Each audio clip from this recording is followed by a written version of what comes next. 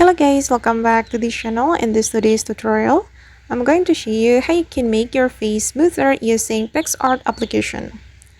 Okay, first thing first guys, I'm going to open my PicsArt application in my mobile phone and we can choose a photo we want to edit. For instance, I'm going to edit this photo and I'm going to make this man's face look smoother.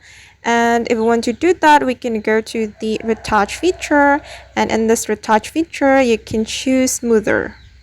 Okay, and here you can select either auto or manual.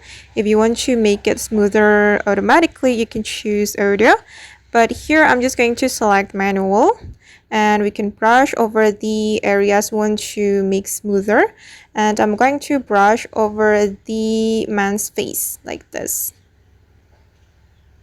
Okay, and you can keep brushing until you're satisfied with the result. Once you're done, you just need to click on the check mark, and this is the result. As you can see guys, that this man's face looks smoother than before.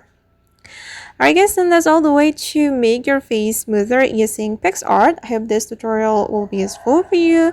Thank you so much for watching and see you in the next video.